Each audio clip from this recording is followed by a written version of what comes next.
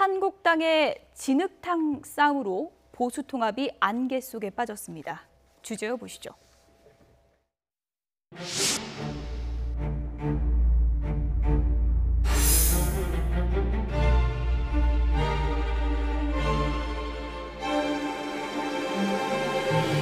홍준표 대표 체제를 정식되어야 합니다. 알량한 법지식을 활용해서 국세 무민을 하고 있습니다. 내로남불식 징계의 칼을 휘두르고 있습니다. 정권에 잘 보여 자신이 재판을 내 승처를 바라기 위한 것이 아닌지, 당의 사당을 위한 것인지 묻고 있습니다. 이 정부의 일부 양박들하고, 이때 양박이라는 게 양아치 같은 친박이라는 뜻, 양아치 같은 친박이라는 뜻입니다. 홍준표 체제를 뽑는 게 제가 감사해야 되겠습니다.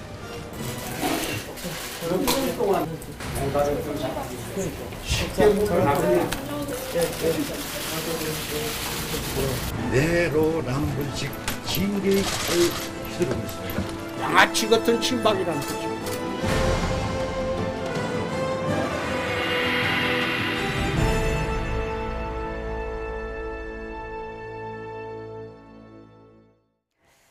네, 정치권 소식 짚어보겠습니다. 이상일 전 국회의원 그리고 허성무 경남대 초빙 교수 두 분 더 모셨습니다. 어서 오세요. 안녕하세요. 예, 허 교수님, 저희가 이제 영상을 통해서 봤는데 이쯤이면 뭐 진흙탕 싸움이다 이렇게 볼 수 있겠죠? 네, 뭐 예. 흔히 우리가 이전 투구다 이런 말 쓰지 않습니까? 또 뭐 요즘 최근에 지금 뭐 양견 때문에 말이 맞는데 반려견 때문에 거의 뭐 그런 수준의 싸움으로까지 지금 왔다는 건데 저거는 뭐 그럴 수밖에 없습니다. 왜냐하면은 예. 각자의 정치 생명을 걸고 이제 뭐 승부수를 띄운 거라고 봐야 되기 때문에 진흙탕 폭로전으로까지 갈 정도로 해서 자기를 방어하겠다 하는 걸 분명하게 드러내는 거고요. 뭐 옛말에 이제 뭐 싸움 구경, 불구경, 물구경이 재밌다 이런 이야기를 하지만 예. 정말 이 정치권 싸움 구경만큼 국민들을 힘들게 하는 게 없죠. 국민들의 삶은 전혀 관계없고 오로지 자신들의 정치 생명 연장 또는 뭐 확대 재생산에만 집중하는 그런 싸움, 한마디로 정말로 이전 투구 중에 이전 투구의 모습을 보여주고 있다 이렇게 보입니다. 홍준표 대표와 최경환 의원의 입장을 한마디로 보면 이제 홍준표 대표는 오늘 탄핵 때 숨어 있더니 너무 비겁하다 이런 주장이고 또 서청원 의원 같은 경우에는 홍준표 대표가 당대표 될 때는 친박하고 다른 뉘앙스를 얘기하더니 이제 또 태도가 돌변했다. 이게 더 비겁하다 이런 입장인데요. 네, 뭐 양쪽 주장이 할 수 있는 주장 같아요. 예. 네, 서청원, 최경환 이 두 분은 지금 홍준표 대표 사퇴를 요구하고 있는데 지난 대선 과정에서 홍준표 후보가 소위 박근혜 전 대통령 지지자들 표를 얻기 위해서 박근혜 전 대통령을 본인이 보호할 것처럼 이야기를 했고 서청원, 최경환, 윤상현 의원 세 분에 대한 당원권 정지 징계를 후보인 홍준표 대표가 당시 표를 얻기 위해서 이 징계를 해제하자고 먼저 주장을 해가지고 그 해제를 시켰단 말이죠. 근데 이제 와서 당 혁신을 이유로 다시 두 분을 징계하려고 하니까 이분들로서는 상황이 달라졌다고 똑같은 사안을 가지고 다시 공격을 하는 것에 대한 어떤 배신감 이런 거를 지금 표출하고 있는 거고 홍준표 대표는 박근혜 정권의 이 국정 실패와 관련해서 이 두 분이 책임을 져야 한다면서 지금 여론을 등에 업고 몰아붙이는 이런 형국인데 지금 말씀하신 것처럼 진흙밭 싸움 이런 양상으로 가니까 저는 지금 무소속이지만 새누리당의 과거에 몸담았던 사람으로서 정말 부끄럽게 생각하는데요. 좀 더 이렇게 품격 있는 어떤 이 혁신의 과정과 진통이 있었으면 좋겠는데 이미 지금 상당히 너무 멀리 와버렸어요. 이제는 정치 생명을 건 이런 치열한 싸움이 전개되고 있는데 앞으로 어떻게 전개될지 지금 당사자들이 외국 가셨단 말이죠. 돌아오시면 이번 주말쯤 되나요? 다시 싸움이 전개될 것 같습니다. 그러니까 나가, 아니야 네가 나가 지금 그러고 있는 거잖아요. 일단 서청원 의원이 나갈지 안 나갈지는 의원총회에서 결정이 될 건데 그렇죠. 이게 통과될 걸로 보십니까? 예, 뭐 현역 의원을 이제 출당시킬 때는 3분의 이 의원총회에서 3분의 2 이상의 동의가 있어야 된다는 거 아닙니까? 그럼 이 3분의 2 지금 자유한국당이 107석인가 그렇죠? 그럼 3분의 2가 되려면은 72석인가 그 정도를 넘어서야 되는데 이게 과연 쉬운 일인가 이렇게 볼 때 이 특히 비례대표 의원들은 어쨌든 친박 공천이 다 된 거 아닙니까? 그리고 핵심의 최경환과 서청원 의원이 계신 거고 예. 그러다 보면 이 숫자를 모아내기가 결코 쉬운 것은 아니다. 그렇기 때문에 이제 바로 오늘 이야기가 나온 거 아닙니까? 바른정당의 통합파 의원들이 예. 우리가 빨리 탈당해서 저쪽으로 가서 홍준표 대표의 힘을 3분의 2의 힘을 보태자. 힘을 실어주자. 지금 이런 주장이 나오는 예. 거거든요. 이제 그럴 만큼 이게 이제 친박과 비박의 마지막 정치 생명을 건 한판 싸움이다. 이렇게 보입니다. 만약에 이 3분의 1을 모아내지 못한다면 예. 홍준표 대표 입장에서는 식물 대표가 되거나 아니면 대표직을 사퇴해야 될 위치로 몰릴 수도 있는 거죠. 보수통합도 물 건너고. 그렇죠. 보수통합은 뭐 어디 가는지 흔적도 없어지는 거고. 예. 그러니까 지금 이제 뭐 격동의 한 주가 시작됐다 이렇게 보입니다. 반대로 서청원 의원 쪽에서는 만약에 의원총회에서 의결이 돼서 물러난다면 자신들은 또 정치 생명이 완전히 끝나는 게 되는 거죠. 그래서 뭐 어떤 방법으로 최대한의 저항을 할 것이다 이렇게 보입니다. 예, 이렇게 되면서 또 바른정당의 속내가 상당히 좀 궁금해질 수밖에 없는데 지금 얘기를 들어보면 어떻게 보면은 의원총회 전에 빨리 와서 힘을 실어주자 이런 움직임도 있을 수 있다는 건데 어떻게 보십니까? 지금 이제 어떤 분이 말씀을 하신 것 같아요. 예. 그런데 과연 몇 분이 움직일지 모르겠어요. 그러니까 원래 홍준표 대표가 당 혁신을 좀 잘 해가지고 예. 바른정당의 통합파 의원들이 편안하게 들어갈 수 있는 그런 분위기를 조성을 만약에 한다면 예. 대거 들어갈 수 있는데 그럼에도 불구하고 한 10명이 될까 말까 한 상황이죠. 20명 중에. 그런데 지금 뭐 이 이전 투구 진흙밭 싸움을 하는 와중에 예. 홍준표 대표한테 힘을 좀 실어주기 위해서 몇 명이 들어간다고 했을 때 그분들은 어떤 명분을 갖고 들어가느냐. 제가 보기에 여론에 굉장히 비판을 받을 수도 있어요. 그래서 예. 개인적으로 굉장한 정치적 타격을 감수하고 들어가야 되는데 과연 그럴 가능성이 있는가? 예. 일단 그 자유한국당 107석인데 그 총수를 좀 늘리면 사실은 지금 3분의 2 찬성을 해야 되니까 그러니까 지금 36명만 만약에 예. 서청원, 최경환 두 분의 그 소위 제명안에 대해서 36명이 반대표를 던지면 이게 좌절이 되는 예. 건데 총수를 좀 늘리면 그 숫자가 예. 좀 여유가 있을 것 같으니까 들어가자는 건데 과연 예. 실행에 옮겨질 가능성이 있을까 이런 생각합니다. 정치인들이 당적으로 옮길 때 굉장히 중요한 일인데 이 뭐 정치적 타격을 감수하고 들어갈 예. 가능성은 없어 보이고 지금 이분들이 당사자들이 돌아오시면 30일 최고위원회의가 열리는데요. 그때 일단 박근혜 전 대통령 이 자진 탈당 권유에 대해서 윤리 결정에 대해서 추인하는 이런 예. 과정이 있습니다. 이때 아마 진통이 또 있을 거예요. 친박계 최고위원들의 반발이 있을 예. 거고 의원총회는 현재 정우택 원내대표는 당장 의원총회를 열 생각은 없는 것 같아요. 의원총회 지금 표결선도 해야 되는데 섣불리 의원총회 열었다간 홍준표 대표가 잘못하면 큰 타격을 받을 수도 있고 그렇습니다. 예. 단순히 말싸움이 아니라 지금 폭로전으로 가고 있습니다. 그러니까 서청원 의원이 그 숨죽이고 있다가 성완종 카드를 꺼내들지 않았습니까? 어떤 폭로 내용이라고 할 수 있는 건가요? 그렇습니다. 진실의 증거를 내놓을 수 있다. 예. 이렇게 얘기를 했었는데요. 나에게 녹취록이 있다 이건가요? 그렇습니다. 한마디로 예. 녹취록이 있다는 것인데 그 당시 그 지금 성완종 리스트와 관련해서 예. 문제가 됐을 때에 윤승모 씨 한때는 이제 서청원 의원 측에 가까웠고 또 한때 2010년 11년 같은 경우에는 지금 그 홍준표 전 대표와 어떤 그 선거도 같이 했던 분인데요. 예. 이분과 관련해서 문제가 그 수사가 불거졌을 때에 결국 그 지금 홍준표 대표가 지금 서청원 의원에게 전화를 해서 도와달라라는 취지로 했고 그 내용이 뭔지는 정확하게 얘기는 하고 있지 않습니다만 그 내용이 있다라고 지금 얘기를 했습니다. 예. 다만 그것에 대해서 홍준표 지사 같은 경우에는 수사 초기에 이 부분에 있어서 그 윤모 씨라는 사람이 당신 사람 아니냐 거짓 증언하지 말고 있는 그대로 얘기를 해달라라고 예. 하는 그런 얘기를 했던 것이지 그 이후에 재판하는 진행하는 과정에서는 예. 내가 아무런 그런 어떤 그런 전화를 한 적이 없다 이런 식으로 얘기를 했었는데 아직까지 어떤 그 녹취록이 나오지는 않았습니다만 엉뚱한 데서 지금 녹취록 얘기가 나오고 있어서 좀 예. 귀추가 좀 지목되고 지금 있는 말씀하신 상황입니다. 부분이요. 제3자가 지금 끼어들었습니다. 국민의당의 이용주 의원이 그 자료 국민의당에 있다 이렇게 주장하지 않았습니까? 그렇죠. 예. 국민의당 우리도 가지고 있는데 예. 검찰이 모르겠느냐 이 말씀을 했죠.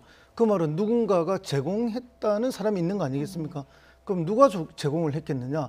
결국은 홍준표 대표와 서청원 대표 사이에 통화는 녹음을 두 분 중에 한 분이 하셨을 거 아닙니까? 그럼 결국 서청원 전 대표가 했다라고 볼 수밖에 없고 그 주변에서 누군가가 제공했다라고 볼 수밖에 없다면 이 녹취록은 있을 가능성이 매우 높다. 예. 그리고 이 녹취록에 있을 거라고 이야기되는 내용은 사실은 지난 그 2심 판결에서 무죄가 나왔을 때 그 이후에 여의도 주변에서 바닥에 이게 이미 흘러나왔던 이야기거든요. 그렇습니까? 예. 그래서 상당히 많은 사람들이 1심에서 유죄를 판결을 받았는데 예. 그때 재판부가 현직 단체장이기 때문에 법정 구속은 면해주겠다 해서 법정 구속을 안 시켰습니다. 그래서 2심을 준비하는 과정에서 충분히 이게 뒤집어질 거라고 예측을 했고 예측대로 뒤집어졌습니다. 그럼 그 뒤집어지는 순간 사이에 무슨 일이 있었을 건가 이런 예측들이 나올 때 방금 이런 녹취록과 같은 거에 대한 많은 이야기들이 떠돌았죠. 그랬는데 이제 그 녹취록이 진짜 공개될지 안 될지는 우리가 기다려봐야 되지만 예. 사실은 이제 그런 세간의 예측과 많은 풍문들을 지금 증명해주는 그런 이야기가 예. 되겠습니다. 홍준표 예. 그와 관련해서 하나 확인을 해야 되는 것이요. 지금 홍준표 대표는 뭐라고 그랬냐면 예. 1심 재판이 진행 중인 시점이에요. 그러니까 2015년 4월 18일 날 서청원 대표한테 전화를 걸었다. 네. 그리고 윤승모 씨 거짓 증언하지 말게 해달라. 그 이후에는 전화 통화한 적도 없고 만난 적이 없다고 그랬어요. 그런데 서청원 대표 쪽이나 지금 국민의당의 이용주 의원은 1심 때 전화한 거는 이야기를 안 해요. 1심 때 이용주 의원은 1심 때도 했지만 지금 중요한 건 1심에서 유죄를 받고 항소심 재판을 진행하고 있는 때, 예. 그러니까 2016년 상황에 이 전화를 걸은 이 기록이 있다라는 거죠. 그래서 홍준표 대표가 지금 자기는 딱 한 번 2015년 4월 18일 하고 한 적이 없다고 했는데 만약에 2016년 전화한 기록이 나온다면 예. 홍준표 대표가 몰리게 될 가능성도 있어요. 예. 홍준표 대표가 떨고 있을까요? 아닌 것 같습니다. 일단 SNS에 이런 입장을 올렸는데 함께 보시죠. 녹취록이 있다면 그거 공개해라. 자꾸 협박만 하지 말고 공개해라. 이렇게 이제 얘기를 했고요. 그리고 자신의 부정을 숨기기 위해 반성 안 하고 그거 빙자해서 당원권 시비 운운하는 건 후한무치다. 이렇게 주장을 했습니다. 그러니까 그 녹취록 나온다 한들 대법원 판결에 변수 안 된다. 이렇게 자신만만한 모습인데 어떻게 봐야 될까요? 그 말씀 같은 경우에는 법률적으로 봤을 때는 상당히 의미 있는 말입니다. 예. 무슨 말씀이냐면은 1심, 2심까지는 증거가 제출될 수 있지만 대법원 판결 같은 경우에는 그때는 증거를 낸다 하더라도 그것이 유무죄의 증거로 채택되지 않고 낸다 하더라도 참고 자료밖에 할 수 없는 그런 상황인 것 같은데요. 결국 본인 같은 경우에는 이미 그와 같은 것들도 다 이 재판 과정에 이미 나온 것이 아니냐. 그리고 설령 그것이 지금 나온다 하더라도 대세 본인이 무죄 판결 받는 데는 아무런 지장이 없다 이런 얘기가 되는 것 같은데 다만 그럼에도 불구하고 이와 같은 것은 어떤 대표로 정치인으로서의 어떤 진술의 신빙성에 대한 예. 부분이기 때문에 진짜 이와 같은 그 녹취록이 있는지는 조금 더 지켜봐야 될 예. 부분도 있는 것 이 같습니다. 부분은 이상일 전 의원께 간략하게 좀 여쭐게요. 어쨌든 지금 친박의 반격이 예상보다 상당히 거센 것 네. 아니겠습니까? 네. 보수통합이 그야말로 좀 안개 속인 것 같은데 앞으로 네. 어떻게 좀 전망하십니까? 일단은 박근혜 전 대통령 제명 과정은 좀 진통이 있겠지만 큰 문제는 없을 겁니다. 예. 이 평당원이기 때문에 지금 윤리가 결정을 했고 통과하고 10일 지나면 자동 제명이 되기 때문에 문제가 없는데 현역 의원인 지금 서청원, 최경환 의원 두 분에 대한 징계, 그러니까 소위 출당을 하는데 예. 국회의원, 그러니까 지금 자유한국당의 107석의 국회의원 이분들의 제적 3분의 2가 찬성을 해야 되기 때문에 예. 이 의원총회 과정이 진통이 많을 것 같고 쉽게 의원총회를 열기 어려울 거예요. 만약에 여기서 이 안건이 부결이 된다면 홍준표 대표는 엄청난 타격을 받고 아마 사퇴론이 굉장히 나올 거예요. 예. 그러면 이제 자유한국당 혁신은 사실상 물 건너가는 형국이 되고 그렇다면 바른정당 통합파 의원들은 굉장히 또 난처한 처지에서 다시 한번 진로를 고민하게 되는 이런 상황. 그러니까 보수 대통합이 사실상 어려워지는 상황이고요. 예. 그러면 이제 새로운 무슨 대한야당을 건설하자 뭐 이런 논의가 또 전개될 수도 있겠죠. 예. 홍준표 대표가 이제 안보 문제 때문에 미국을 갔는데 뭐 당내 문제도 지금 만만치가 않은 것 같습니다. 이게 어떻게 전개될지 지켜보도록 하겠습니다. 법사위 국감으로 좀 가보겠습니다. 어떤 문제가 도마 위에 올랐을까요? 들어보시죠. 저는 윤석열 중앙지검장이 4년 전 그때의 기계로 우병우 왜 척결 못하는가? 혹시 우병우에게 신세진 적이 있습니까? 없습니다. 없어요? 저하고의 악연 생각납니까? 직접적 악연은 없지만은 저도 많이 당한 사람이에요. 그렇지만은 그건 검사니까 그랬을 거예요. 그런데 우병우 왜 검찰에서 여기를 구속 못하냐 이거죠. 4년 전 그 기계로 얘기를 하라 이겁니다. 우병우를 왜 그대로 두냐 이거죠. 우병우라는 사람을 구속하기 위한 수사를 할 수는 없고요. 저희가 여러 가지 다양한 첩보를 가지고 사건을 수사를 하다 보면은 문제가 있는 사람들은 결국 드러나지 않겠나 하고 생각합니다. 열심히 수사하겠습니다. 저 아는 사람도 자꾸 한번 물어봐 달라고 그래요. 도대체 다스는 누구 거예요? 그래서 저희는 사실상 누구 거로 보이냐 하는 문제보다 법률적으로 이게 누구 거냐를 확인해야 될 입장에 있기 때문에 섣불리 말씀드리긴 좀 어렵고 지금 확인하고 계시긴 합니까? 해야 될 것 같습니다. 확인하고 계시긴 합니까? 지금 뭐 얼마 전에 사건을 배당을 해서 지금 들여다보고 있는 중입니다. 네, 박지원 전 대표 질의에 다소간에 좀 개인적인 억울함도 들어있는 것 같은데 왜 나만큼 깐깐하게 안 하냐 이런 또 지적인 거죠. 그렇죠. 뭐 예. 정치는 틈만 나면 자기를 홍보를 해야 됩니다. 예. 그렇기 때문에 뭐 그걸 놓칠 리가 없는 분이시고요. 일단 이제 지금 우병우 수사와 관련해서 이제 윤석열 지검장의 답변은 이제 지극히 원론적이고 교과서적인 답변을 했습니다만은 어쨌든 들여다보고 열심히 뭐 하다 보면은 예. 문제가 있는 사람은 드러나지 않겠나라고 이야기하는데 아주 저는 의미심장하다고 생각을 합니다. 예. 어쨌든 지금 여러 가지 수사를 하고 있는데 그중에 우병우 전 수석이 관련되어 있는 부분들이 있지 않습니까? 결국은 아무리 숨겨도 실체적 진실이 있었더라면 드러날 수밖에 없기 때문에 그 부분에 대한 자신감을 가지고 있는 것이 아닌가 그렇게 판단이 됩니다. 예, 우병우 전 수석에 대해서 이제 출국 금지 조치가 내려졌는데 이번에 이제 국정원 사찰 지시 의혹이 또 새롭게 드러난 거 아니겠습니까? 이 부분은 어떤 변수가 될까요? 그렇습니다. 실질적으로 지금 우병우 전 수석에 대해서는 벌써 검찰이 2번이나 구속영장을 청구를 했는데 2번 다 KO패를 당했죠. 그러다 보니까 그 윤석열 지검장 같은 경우에도 구속을 위한 수사는 할 수 없다라는 예. 것이 결국은 우리가 수사를 하진 안 하겠다는 것은 아니고 예. 혹시나 지금 이 사태에서 그 어떤 섣불리 구속 수사를 했다가 구속영장을 청구했다가 또다시 기각되면 안 되지 않느냐. 예. 결국 열심히 하고 드러날 것이다. 이렇게 얘기했다는 것은 지금 말씀하신 것대로 국정원 그 추명호 전 그 국정원 차장이 사실상 비선으로 해서 내부적인 어떤 그런 감찰이나 이런 것들에 대해서 이 직보했는 그런 내용이 있고 그와 관련해서 이분 국정원법 위반이라든가 아니면 직권남용 이 부분에 대해서 앞으로 상당 부분 어떻게 보면은 조사를 하겠다는 그런 의지가 드러나는 것 같은데요. 만약에 이와 더불어서 물증이 드러난다라고 한다고 하면은 한마디로 3세판 한 번 더 이 검찰이 우병우 전 수석에 대해서 구속영장을 청구할 때가 나타날 가능성이 상당히 높아진 것이 아닌가 생각합니다. 예, 윤석열 지검장이 원칙적인 답변을 했지만 그 안에는 수사에 대한 또 의지가 강하게 담겨 있다 이렇게 해석해 볼 수도 있을 것 같은데요. 한국당의 질의에서는 어떤 부분이 핵심이 됐는지 들어보시죠.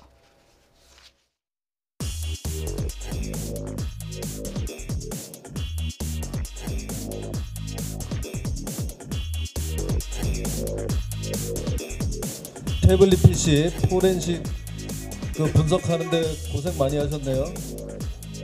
그거 하는데 시간이 얼마나 걸렸습니까? 포렌징 하는데 보통 며칠 걸리는 걸로 알고 있습니다. 며칠? 하루 걸렸어요, 하루. 작업 시간이 1시간 15분이에요. 그거를 왜 법정에 제출을 안 했죠? 보고서는 예. 제출이 된 걸로 알고 있습니다. 아니요. 그거 최근에 됐어요. 재판은 이렇게 오래 하는데 최순실 재판 처음에 왜 안 냈냐고요.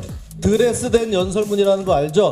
그거를 최순실 씨가 열어서 거기서 수정한 겁니까? 제가 이 보고서를 직접 읽어보질 못해서 최순실이 제일 좋아하는 일이 연설문 고치는 일이다. 그런데 이 포렌식 보고서에 의하면 저희 보세요. 딱 그 문서인데 열린 날짜가 2016년 10월 18일 08시 16분입니다. 이미 JTBC가 입수했다는 그날 처음 열렸어요. 그거 좀 속닥거리지 마세요. 경청을 하세요. 제가 물어볼 때는. 자, 저게 18대 대통령 취임 기념 우표입니다. 저게 태블릿 PC에 들어간 날짜가 2012년 6월 22일입니다. 이건 어떻게 된 겁니까? 잘 모르겠죠? 참 난처하죠? 자, 이번 태블릿에서 문서가 저렇게 많이 나왔어요. 272개. JTBC와 검찰이 만든 문서가 54%예요. 그냥 모른다고 하면 돼요? 예? 그 태블릿 PC 그거 원본 좀 제출해 주시기 바랍니다. 도대체 어떻게 생겼는지 한 번도 본 적도 없고요. 그 실물 국감장 한번 좀 이걸 가지고 나오도록.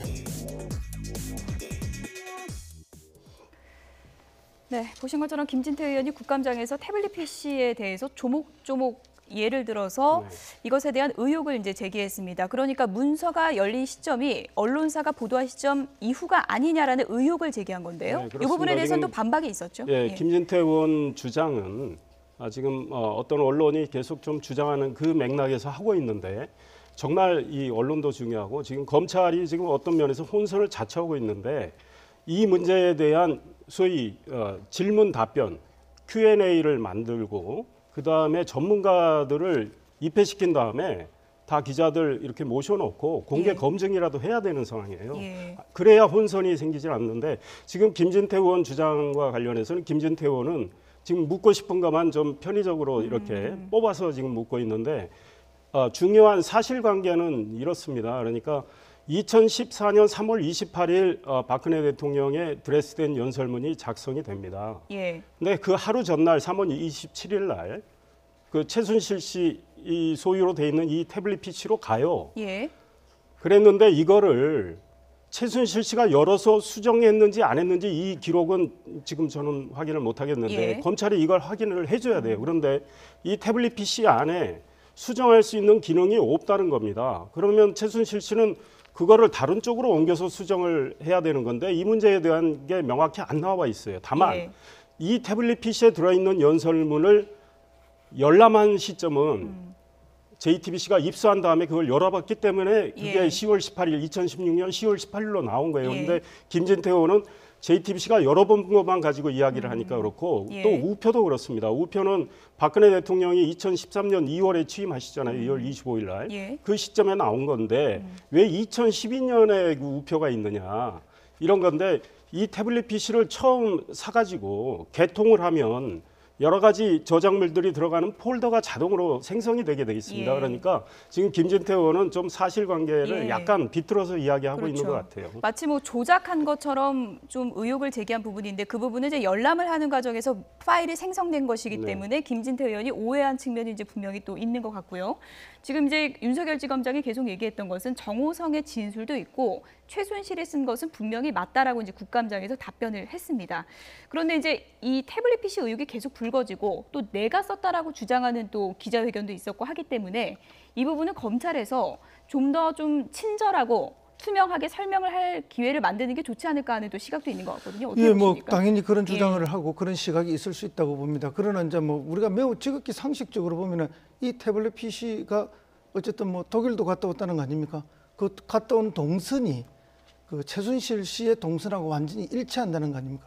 더군다나 뭐 이미 국민들 기억 속에 다 있겠지만은 그 최순실 씨의 셀카 사진이 이 태블릿 PC 안에 들어있는 거죠.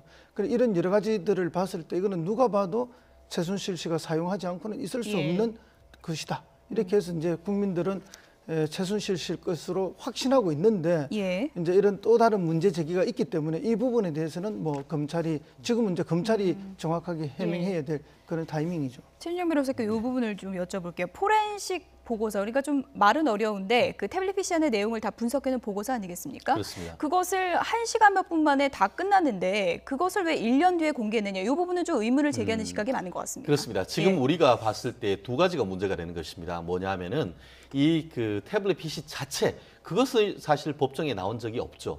그 한 그 종편에서는 그 사실 자체로 해서 그 내용이 굉장히 탄핵 사태에 굉장히 중요한 그 증거로서 촉발이 됐지만 정작 그 자체가 지금 아직까지 그 법정에 나타나지 않았기 때문에 그 부분에 있어서는 박범계 더불어민주당 의원조차도 검찰에 얘기를 하면서 이것이 증거 능력에 문제가 없다고 하면은 이 물건 자체를 내달라는 그런 얘기가 있었고 더불어서 지금 앵커께서 그 얘기하는 것대로 그 태블릿 PC 그 자체보다는 내용물이 중요한 것 아닙니까? 한 400여 쪽 되는 포렌식 보고서가 있는데 이 부분에 있어 가지고는 그 증거가 오늘 그 답변을 봤더니만 아까 얘기했던 이메일 하나 자체에 대해서는 증거로 냈다라고 합니다. 결국 그렇다고 하면은 전체적인 것을 내서 그 자체의 어떤 신빙성을 입증을 받아야 되는데 그 중에 극히 일부 그 검찰의 공소 사실의 일부만 떼어내 가지고 냈다는 그 점에 있어 가지고는 여전히 검찰에서 뭔가 숨기려고 하는 것이 아닌가 그런 의혹이 있기 때문에 지금 저는 박범계 의원님 말씀처럼 물건 그 자체도 법정에 내고 항소심에서 1심에서 그리고 그 내용에 대해서도 프레젠테이션이나 이걸 통해서 국민들도 이 부분에 대해서 납득할 수 있는 그런 절차를 한다고 하면은 이 문제는 의외로 쉽게 해결될 수 있지 않을까 생각합니다. 예. 사실 뭐 이게 국정농단 사건의 뭐 결정적인 지금 재판에선 증거가 되는 것도 아닌데 이게 이제 계속 논란이 되는 거 아니겠습니까? 여야가 합의를 해서 실물 뭐 제출하자 이렇게 합의가 될 수 있는 겁니까? 그 야당은 계속 이걸 공개하라고 주장을 해왔고 예. 지금 여당의 입장은 아직은 정리된 것 같지는 않아요. 그런데 이제 박범계 의원도 이야기를 하셨고 정말 검찰은 이거에 대해서 증거 능력을 지금 확신하고 있기 때문에 국민들한테 혼선을 더 이상 끼치지 않으려면은 이거를 여야 합의로 또는 아니면 검찰이 스스로 공개를 하고 전문가 검증받고 또 기자들의 질문도 받고 해서 궁금증을 전부 해소해 나가는 게 필요하다고 봅니다. 예, 간략하게요. 민주당 쪽에서는 재판이 진행 중인 상황에서 이걸 좀 너무 논점으로 삼는 게 재판에 영향을 미칠 수 있기 때문에 이러지 않았으면 좋겠다라는 또 의견도 나왔는데요. 그렇죠. 이제 뭐 결국은 그 최순실 씨 측이나 박근혜 대통령을 옹호하는 측에서는 이 태블릿 PC의 증거 능력만 무력화시킨다면은 이 탄핵 자체도 잘못된 탄핵이고 거짓된 탄핵이다 해서 정치적인 공방을 충분히 이끌어갈 수 있다고 보기 때문에 계속 이거의 증거 능력에 대해서 시비를 거는 거 아니겠습니까? 그렇기 때문에 뭐 이 당도 사실은 이것에 대해서 정확하게 다 알지는 못할 겁니다. 결국 검찰과 특검만이 알고 있는 내용이기 때문에 그리고 JTBC 그래서 지금은 검찰이 한 번 더 정확하게 설명해 줄 필요가 있다고 봅니다. 예. 여기까지 듣겠습니다. 이상일 전 국회의원, 허성무 경남대 초빙 교수 그리고 최진영 변호사 세 분이었습니다. 고맙습니다.